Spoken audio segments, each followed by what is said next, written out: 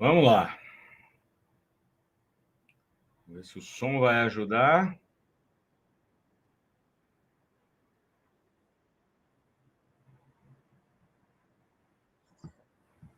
Muito bem. Estamos ao vivo novamente. Olá, meus caros e minhas caras. Tudo bem com vocês? Meu nome é Doni Correia. Bem-vindos ao Doni Correia, uma teia de ideias. Este canal feito por mim, seu anfitrião, Doni Correia, mestre e doutor em Estética e História da Arte, membro da Associação Brasileira dos Críticos de Arte, a ABCA, e da Associação Brasileira dos Críticos de Cinema, a Abracine. Este canal, se você está chegando aqui pela primeira vez, é um canal dedicado a assuntos relacionados à estética, à história da arte e ao cinema, além de todas as humanidades no entorno, né, desses campos do conhecimento. E por isso, exatamente, que eu programei essa live que deveria ter acontecido ontem, estava acontecendo, na verdade, mas o nosso querido YouTube, de alguma forma, deu um pau aqui e me silenciou. E hoje eu espero que isso não aconteça, porque nós vamos falar aqui do nosso querido cineasta e tarólogo Alejandro Jodorowsky, né, que escreveu esse livro aqui, junto com Mariane Costa, O Caminho do Tarô. Né? E eu havia dito que eu faria essa live justamente para explorar um pouco dessas questões transcendentais que estão presentes na obra do Jodorowsky, seja no cinema, seja nos quadrinhos, seja no tarô. De cara, já peço para vocês que estão nos assistindo que digam de onde nos assistem, né? Comentem aqui no chat. E como vai ficar gravado aqui depois este trabalho, vocês vão poder conferir, deixar seus comentários aí embaixo, sempre ativando aí a sineta, se inscrevendo no canal, para que a gente faça esta teia de ideias crescer. Eu já fiz uma live hoje mais cedo, às 5 da tarde, a respeito do início do cinema no Brasil, os primeiros filmes brasileiros. Então, vocês podem conferir também. E aqui também na descrição do vídeo vocês vão encontrar instruções para que aqueles que queiram nos apoiar, aqueles que possam nos apoiar, façam as suas contribuições. Nós temos a chave Pix, nós temos o e-mail institucional, e assim a gente vai fazendo o algoritmo compreender que esta teia de ideias é relevante, portanto, tem que ser expandida, né? Como eu disse para vocês, então, gente, a ideia dessa live é conversar um pouco com vocês a respeito de uma faceta do cineasta chileno, né? Ele é chileno de origem, não é? Na verdade, a origem do Alejandro Jodorowsky é de uma família ucraniana judaica, né? E que migrou para o Chile, e ele cresceu no Chile, mas depois foi morar na França, morou no México, e fez a sua carreira no cinema mexicano, pelo menos nessa primeira fase em que a gente conhece de uma maneira mais abrangente. Por exemplo, o Alejandro Jodorowsky é muito conhecido pela sua cinematografia experimental, surrealista, né? Fã do Elis, ali do final dos anos 60, um filme perturbador, um filme bastante fora da casinha. Depois ele faz El Topo, né, no começo dos anos 70, 1973, salvo engano.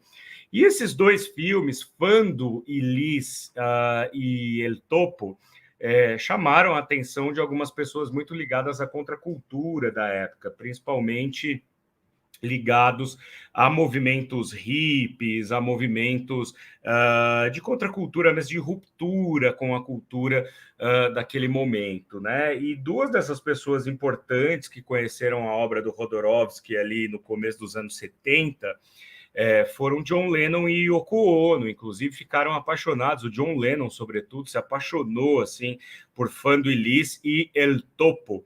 El Topo é uma espécie de western, né? Meio western spaghetti, né? Uma coisa assim fora do circuito do western, como a gente conhece no cinema norte-americano. E um filme bastante árido, um filme perturbador, um filme que trabalha com algumas simbologias, alguns índices aí que vão aparecer na carreira de Alejandro Jodorowsky como um tarólogo, né? Isso desde o começo da carreira dele, né? A gente vai ver aqui, porque a ideia é ler fragmentos da introdução, né? Que é a abertura aí do livro Caminho do Tarô. Já estou mostrando aqui para vocês nessa edição. É um livro de 2004, essa edição é de 2010, da editora Chave.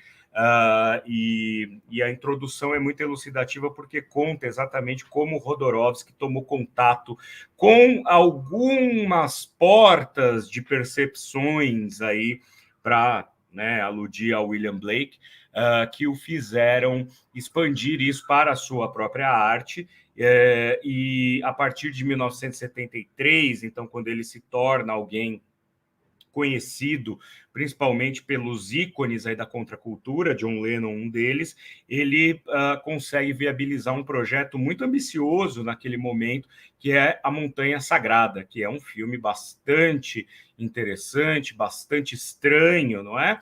Que trabalha justamente com estas questões aí da transcendentalidade, algo muito em voga nos anos 60 e 70, né? Já vou vendo aqui o pessoal chegando, a Zuleika Manpri, minha querida mãe, muito boa noite, muito obrigado pela sua presença. Hoje vai, né? Hoje espero que o YouTube não nos boicote aí, né? Não nos silencie.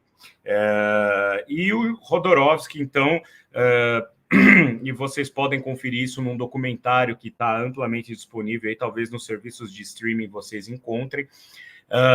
Duna, de Jodorowsky, né? O Alejandro Jodorowsky, ele quase fez uma adaptação de Duna, e talvez é um dos filmes mais maravilhosos que nunca foi feito, porque o documentário mostra muito bem isso, essa visão, né, transcendente de Duna, que já é por si só uma história bastante enigmática, né? Uma ficção científica bastante enigmática, que depois foi adaptada pelo David Lynch, agora recentemente adaptada pelo Denis Villeneuve, mas o Duna de Jodorowsky poderia ter sido talvez uma das grandes obras-primas do cinema, teria mudado completamente o rumo do cinema de ficção científica, quando ele tentou adaptar no final dos anos 70 essa obra num filme que seria, como o próprio Alejandro Jodorowsky fala no documentário a respeito desse filme não realizado, que ele gostaria de dar ao público aquilo que de mais próximo há de uma viagem de LSD, estando a pessoa sóbria. Portanto, o LSD, como vocês sabem, é amplamente difundido na contracultura dos anos 60, era um medicamento vendido em farmácia, mas que depois, obviamente, foi proibido, porque tem propriedades alucinógenas e bastante importantes, né? Bastante fortes, né? Mas era consumido amplamente pela contracultura, pelos contraculturais ali, Alejandro Jodorowsky era um deles. E Duna ficou inconcluso justamente por problemas com produtores, problemas com a própria constituição da equipe. O Jodorowsky conta nesse documentário que ele se pautou muito pela intuição dele, que ele trazia dos estudos do tarô. A gente já vai ver daqui a pouquinho, quando começarmos a ler aqui algumas passagens da introdução de O Caminho do Tarô, e seria um filme sensacional, né, gente? Teria aí no elenco gente do calibre de Orson Welles, David Bowie, né? Trilha sonora do Pink Floyd, a direção de arte seria do Moebius, né? Grande Moebius, né? Grande artista, que depois esse próprio roteiro de Duna seria transformado no Incal, né, que é uma série de quadrinhos aí do Jodorowsky junto com o Moebius, mas que, de alguma maneira, né, o roteiro de Duna, todo o trabalho que o Jodorowsky fez ao conceber esse Duna, segundo a sua própria visão estética, contracultural, artística, enfim, lisérgica, né? Claro, tudo isso ia influenciar mais para frente vários outros filmes, porque esse projeto rodou na mão de várias pessoas ali de Hollywood, e aí depois a gente tem filmes como Alien, O Oitavo Passageiro, O Exterminador do Futuro, e assim por diante, ou seja, trabalhos que foram influenciados diretamente pelas ideias que estavam presentes ali na ideia de Jodorowsky de fazer a sua interpretação de Duna. Mas o Alejandro Jodorowsky, pouca gente sabe, é um tarólogo que, inclusive, ensina e lê tarô a qualquer um, né? Gratuitamente. Ele nunca cobrou nada para ler tarô para ninguém e nunca quis fazer uma carreira de tarólogo baseando os seus ganhos na leitura de cartas. E isso ele vai dizer aqui no texto que a gente vai ler daqui a pouquinho.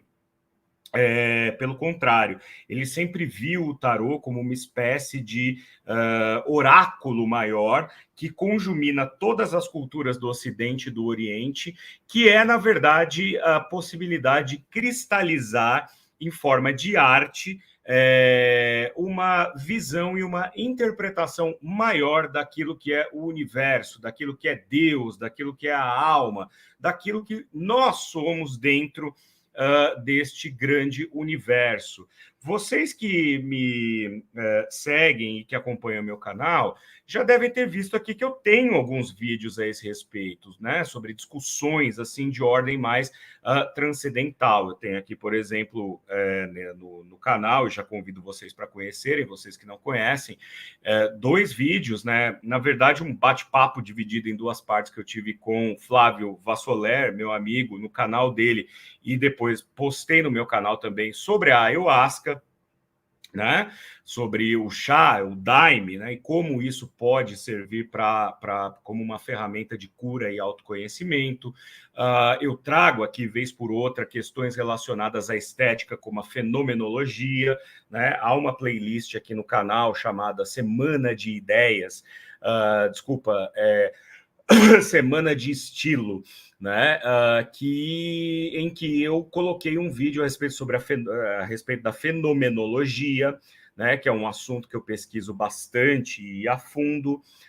Recentemente eu postei um vídeo a respeito dos evangelhos apócrifos e pretendo continuar trazendo, claro, assuntos dessa natureza, porque eu creio, e isso ao longo da minha carreira como pesquisador, né? Desde que eu comecei essa carreira de pós-graduando, né?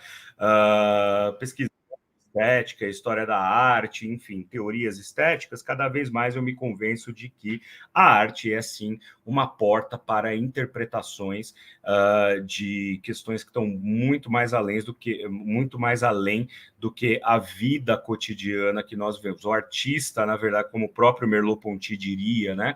O artista conta-se entre as coisas, então a arte está nas coisas, a arte está nos pequenos detalhes do dia a dia, porque não existe uma separação. E é uma coisa que vai além do tempo também, transcende o tempo, né? O tempo é uma invenção humana para contar de maneira lógica a passagem das coisas, né? A chegada, o crescimento e a morte, né? Nós estamos muito presos a essas questões de tempo, e o Jodorowsky vai falar que o tempo realmente é algo que pode ser visto como uma transversalidade de uma maneira muito mais interessante do que ficar preso a questões comezinhas, né? Então, a ideia aqui é a gente ler um pouco do que está justamente nesta introdução de O Caminho do Tarô, para que a gente compreenda, inclusive, um pouco melhor a própria visão de mundo e a visão de arte de Alejandro Jodorowsky. Esse livro, né, que eu mostrei para vocês é uma reunião de uma série de anotações e aulas e conferências que o Jodorowsky deu de maneira informal e que a Marianne Costa, ou Marianne Costa, né? Porque o Rodorovsky vive na França e, enfim, né, a vida dele é na França. O Rodorovsky está com 94, vai fazer 94 anos agora em fevereiro e continua aí postando coisas, né? Postando aulas, inclusive, né, como a gente vai ver aqui, ele reformou um dos tarôs mais importantes, que é o tarô de Marseille, e postou gratuitamente para as pessoas baixarem, né, essa nova iconografia que ele utiliza para que as pessoas possam imprimir e ter esse tarô à disposição. Então, o livro é nada mais do que uma compilação de ideias que o Rodorovsky foi desenvolvendo ao longo de toda a vida dele a respeito do tarô e que culminou numa espécie de manual, mas não um manual para que as pessoas leiam tarô simplesmente para trazer ao consulente informações é, é, é, supérfluas, né? Quer dizer, vou conseguir aquele emprego, vou casar com fulano, vou namorar fulana, vou... Não, não é isso que se trata, né? O tarô, segundo Rodorovsky, é algo muito maior, é como se fosse um oráculo, e o oráculo já está presente na própria história humana, né? Se a gente for olhar para a Grécia, se a gente for olhar para o Egito, a gente vai ver que já existiam oráculos que, na verdade, davam conta ao consulente muito mais do que ele vivia no seu momento presente do que prever exatamente algo que vai acontecer de maneira objetiva no futuro, seja esse futuro dali 5 minutos, seja dali 5 meses, 5 anos, 5 dias, enfim. Então, sem mais delongas, feitas essas primeiras considerações, vamos dar uma olhadinha, né? Eu não vou poder compartilhar aqui na tela com vocês esse PDF, porque, obviamente, que eu estaria incorrendo num problema de direito autoral. Mas eu quero ler para vocês algumas passagens, né, que mostram para a gente o surgimento do Alejandro enquanto artista, enquanto indivíduo, que toma contato com uma espécie de ponte que faz essa ligação entre o mundo espiritual e o mundo material. Porque, no limite, todos os oráculos, todos os tarôs, todos o próprio I Ching, né, que é um oráculo também, enfim, toda a busca que nós fazemos por uma incursão espiritual, nada mais é do que a tentativa de compreender o nosso momento na Terra, o nosso momento de carne e osso, o que nós fazemos aqui, por que estamos aqui, qual a nossa missão, qual a nossa função. Obviamente que se a gente olhar para a filosofia, a gente pode especular aí filósofos como Albert Camus, que dizia que a vida nada mais é do que um acúmulo de absurdos, né? Albert Camus, argelino, que escreveu o mito de Sísifo, só para citar, né? E o Estrangeiro também. O Albert Camus dizia que a vida ela não tem sentido, ela é um acúmulo de absurdos, né? E você nasce e morre de maneira aleatória e sem necessariamente ter uma missão ou fazer parte de algo grandioso ou ter uma grande realização. O próprio Albert Camus, renomado como ele se tornou enquanto vivo, morreu num acidente de automóveis, né? Então ele dizia que, na verdade, a vida ela não tem um sentido estrito, né? A vida ela é um acúmulo de absurdos e a gente, quando reconhece que a vida é somente um absurdo, a gente passa a viver muito melhor, porque a gente se desprende dos ditames e dos conceitos, né? Das etiquetas do dia a dia, né? Eu preciso fazer isso, eu preciso fazer aquilo, eu tenho que fazer sucesso, eu tenho que me dar bem na vida, eu tenho que ficar rico, eu tenho que casar, eu tenho que ter filhos. Quando você se desprende disso, você vive muito melhor, segundo Albert Camus. No caso do Rodorovsky, a gente vai um pouco mais além, né? Porque o Rodorovsky, obviamente, que ele vem de uma geração que também viu o mundo em desgraça, né? Nascido em 1928, ele pegou aí a Segunda Guerra Mundial, pegou as guerras aí do Vietnã, pegou toda sorte de problemas da pós-modernidade, mas ele vai buscar nessas pequenas portas, né, de ligação entre o mundo material e o mundo do absurdo e o mundo espiritual, relações que podem muito bem também preencher um certo vazio que nós temos, né, por excelência, né? Nós já nascemos vazios, né? Nós nascemos com uma certa vontade de potência que nunca se completa. Se a gente quiser evocar Nietzsche, né? Vontade de potência. E parece que ela nunca se completa, parece que nunca está perfeito, parece que a gente nunca tem a resposta. E o Rodorovsky, com o seu tarô, vai justamente buscar algumas respostas que não sejam definitivas, mas que sejam pelo menos alentadoras, né? Temos aqui, antes de começar a ler, mais um comentário do Luiz Martins. Boa tarde, Doni. Gratidão por compartilhar tanto conhecimento. Imagina, meu querido, eu que agradeço a sua presença. Então é o seguinte, ó, eu vou começar a ler aqui para vocês a introdução de O Caminho do Tarô, tá?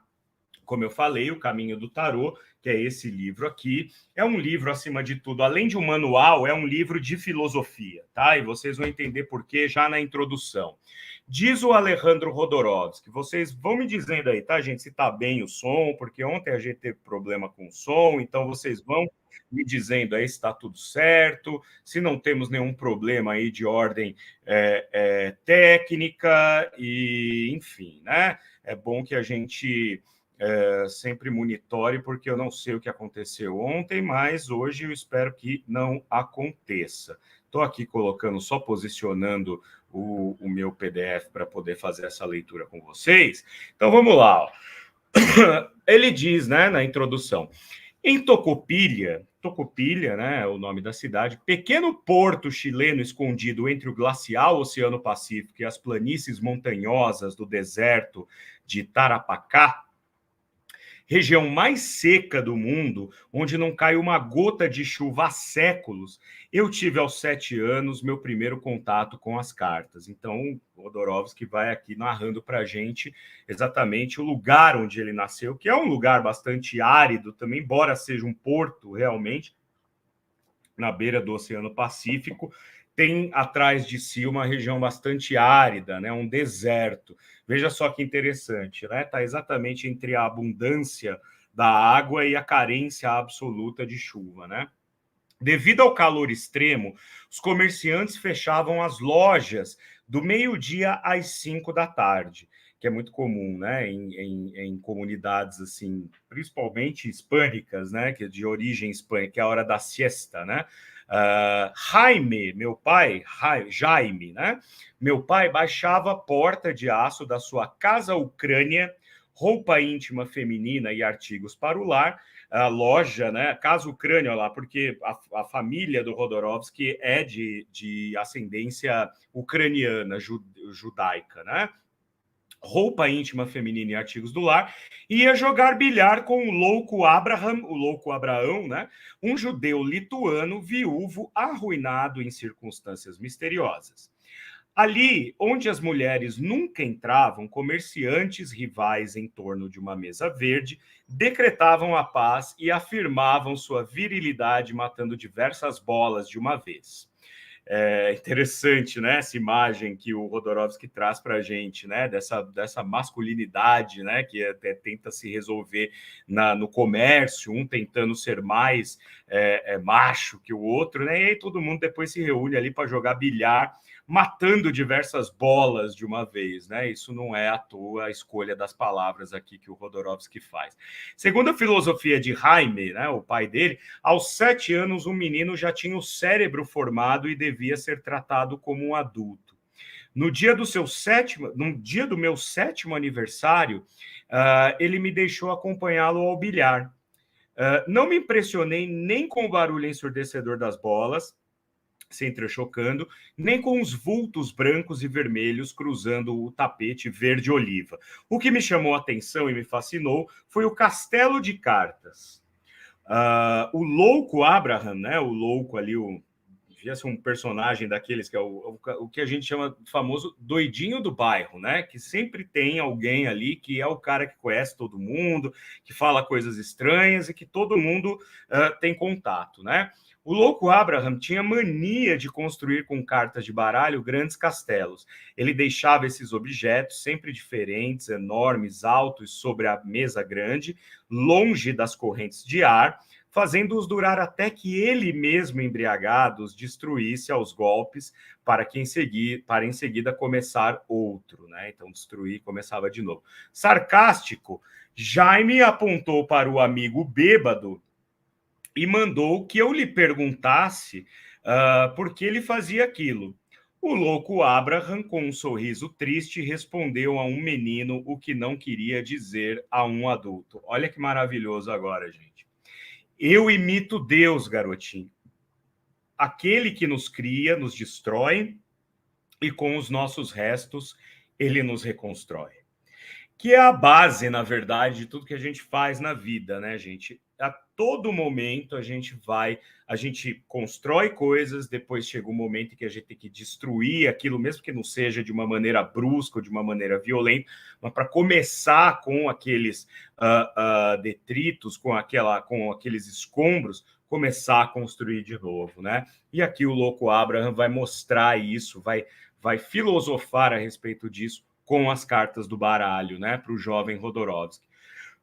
E ele continua: aos sábados à noite e aos domingos depois do almoço, para vencer o tédio provinciano, meu pai recebia em casa um grupo de amigos com os quais jogava cartas durante horas, enquanto Sara Felicidade, minha mãe, única mulher, servia cervejas e canapés, convertida em sombra. Então, uma sociedade patriarcal, como haveria de ser naquele momento, né? No resto da semana, as cartas dormiam fechadas à chave dentro de um armário. Apesar de aquelas cartas me fascinarem, era proibido tocá-las. Segundo meus pais, eram só para adultos, realmente, né? Jogos de azar. Isso me deixou com a ideia de que as cartas, feras perigosas que só podiam ser domadas por um sábio, no caso Jaime, tinha poderes mágicos. Como eles usavam feijões em lugar de fichas para fazer as apostas, né? Todas as segundas, minha mãe, talvez para aliviar a pena de ser excluída do jogo, punha-os a ferver e fazia com eles uma sopa que eu engolia sentindo que ganhava aqueles poderes. Olha que interessante, né? Então, desde já, o Rodorovsky fazendo eco naquilo que a gente traz desde que os nossos ancestrais descobriram, na verdade, né? Que pensavam que podiam se aglutinar em comunidades, né? E explica um pouco também sobre questões místicas da deglutição, do poder que é externo e que você tenta trazer para dentro de si. Você tem a hóstia, por exemplo, né, que é o corpo de Cristo na Igreja Católica Apostólica. Você tem o próprio daime, quando você toma o chá, quando você frequenta algum templo dedicado à consagração da ayahuasca. Então, né, ele achava que, ingerindo esses feijões, ele também estava ganhando poderes, né?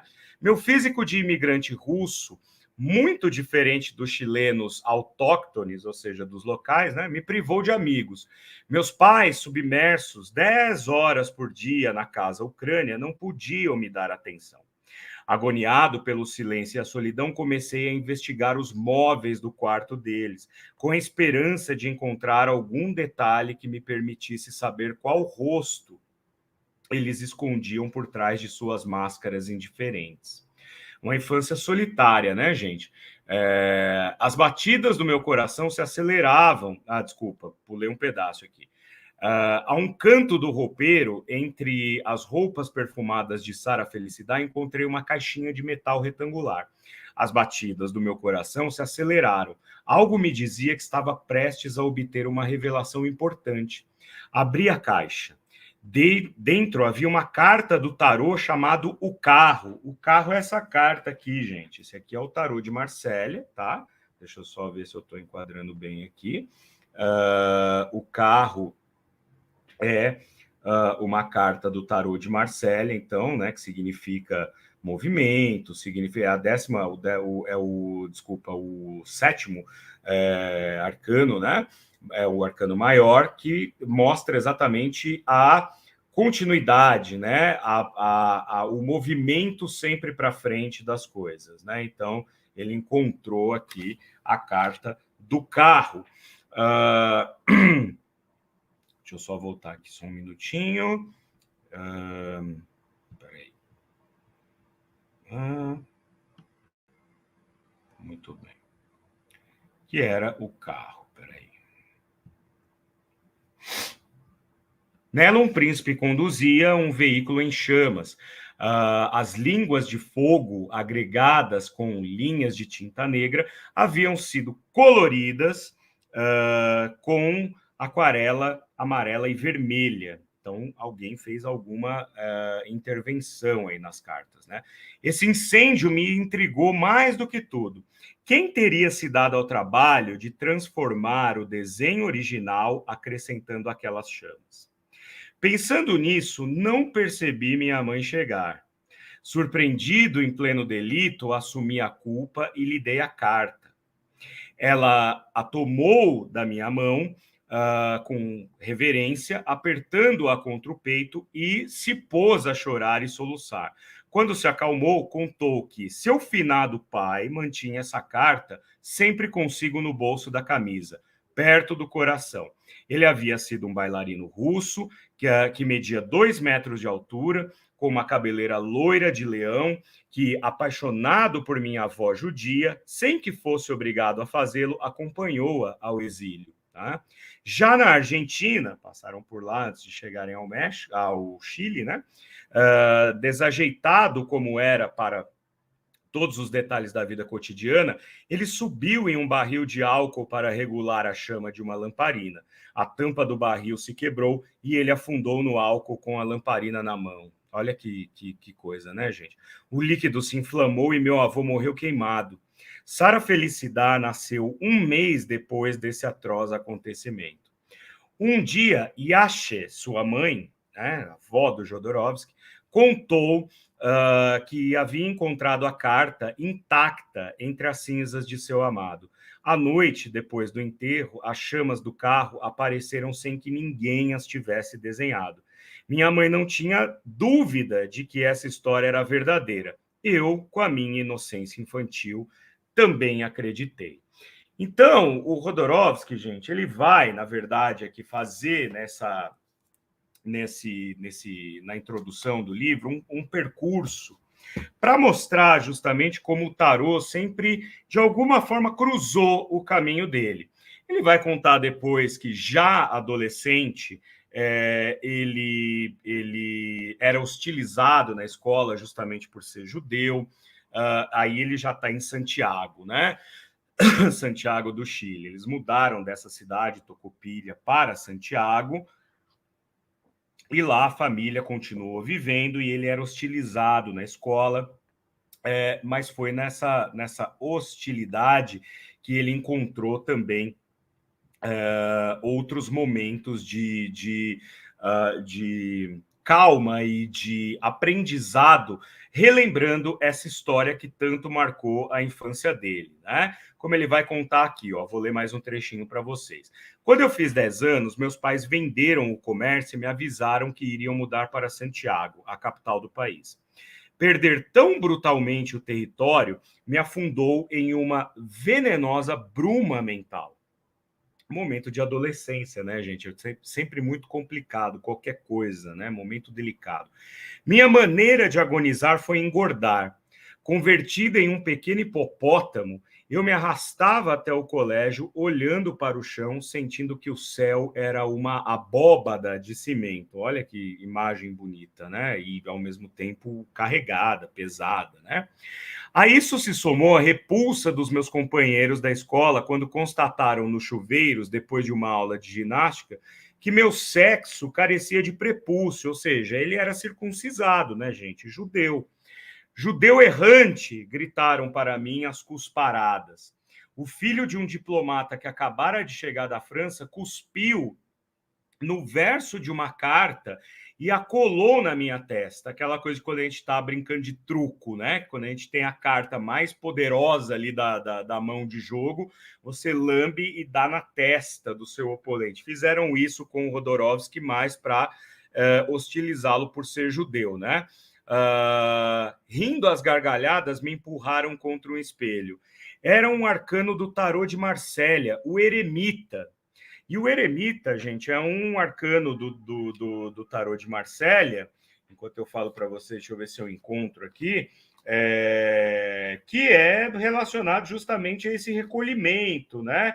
A um momento de reflexão, a um momento de quando você não vê alguma saída palpável para as suas angústias, você, ó, o eremita aqui, ó, né, a carta do eremita, você se fecha em si, né, e eu acho que a gente passou por um momento de pandemia que fez com que muitos de nós nos tornássemos eremitas, né, porque a gente acaba se fechando justamente à procura de algum sentido para as coisas, né, e até para resetar, né, quer dizer, para começar do zero. Se você não está buscando, você para tudo e aí começa a analisar novamente a sua existência em busca de um sentido.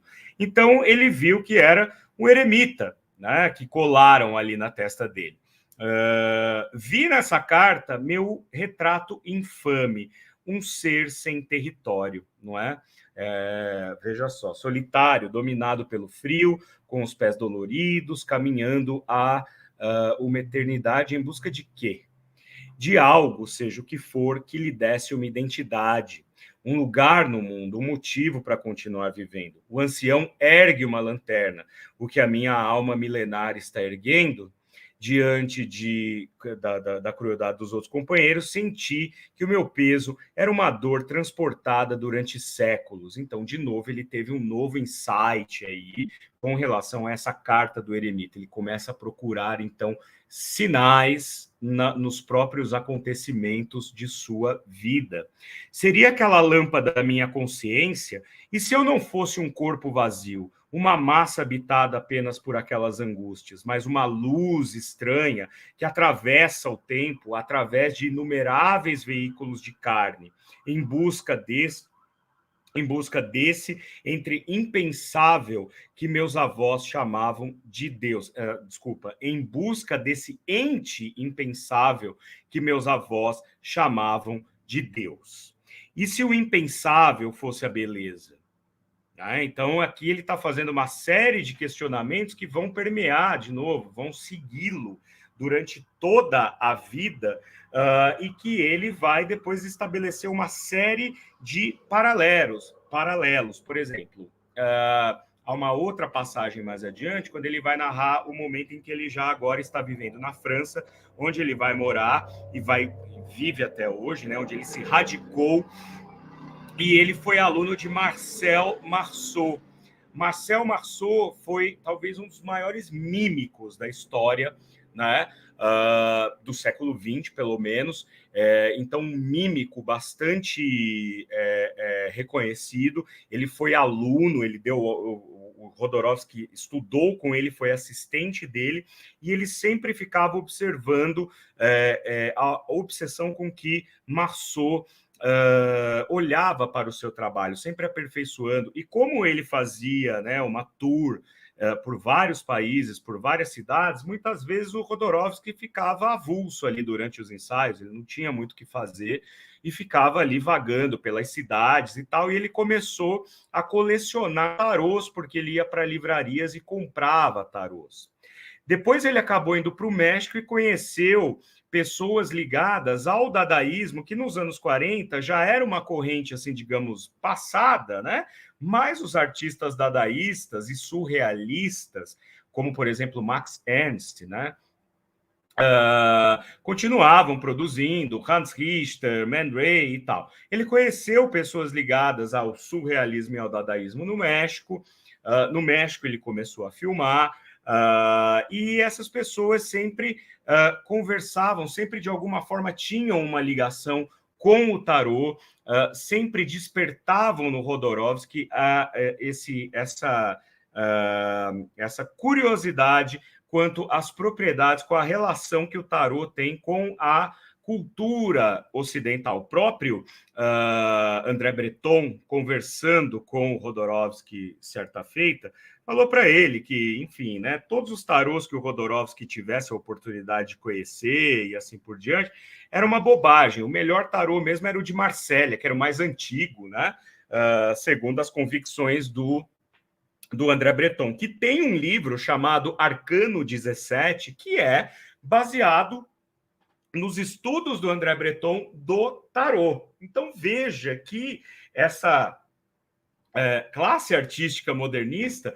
via nos oráculos do tarô uma possibilidade muito grande, né, de expansão de conhecimento, sobretudo numa época de um mundo que não fazia muito sentido, que era a época da Segunda Guerra Mundial, né? Depois da Primeira Guerra Mundial e, sobretudo, na Segunda Guerra Mundial, não fazia muito sentido tudo o que estava acontecendo. Então, como que a gente pode remontar esse quebra-cabeças, né? E há um momento também aqui em O Caminho do Tarô que o Rodorovsky vai fazer todo o percurso das origens desse tarô. Então, tem até a etimologia da palavra tarô, que viria do Egito, que poderia ser árabe, que poderia ser a origem poderia ser judaica, inclusive, também. Então, ele vai mostrando como o tarô, na verdade, é um oráculo muito antigo, ligado a tradições muito ancestrais que vão se modificando e acumulando, na realidade, elementos e indícios de sociedades que são da ordem folclórica. Então, quando a gente olha para o folclore, por exemplo, isso tem uma passagem, inclusive, nessa introdução, que ele vai dizer o folclore nada mais é do que tudo aquilo que a nossa cultura, determinada cultura, um folclore de uma determinada região,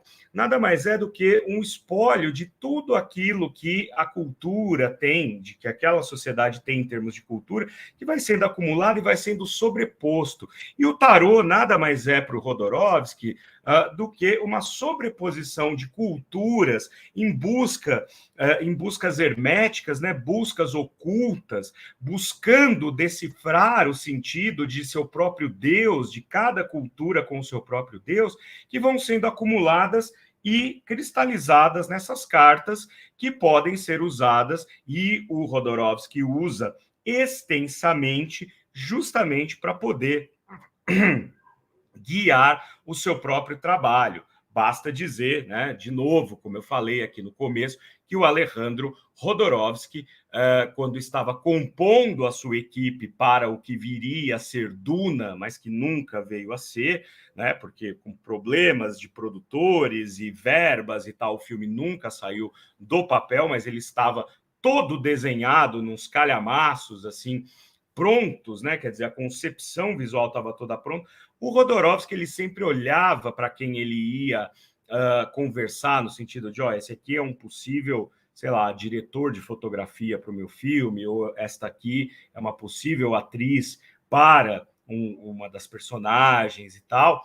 Ele sempre tendia a olhar para além do que essa pessoa era enquanto um mero profissional, uma pessoa de carne e osso, sempre buscando aquilo que a sua própria intuição, baseado nessas experiências juvenis, legaram a ele.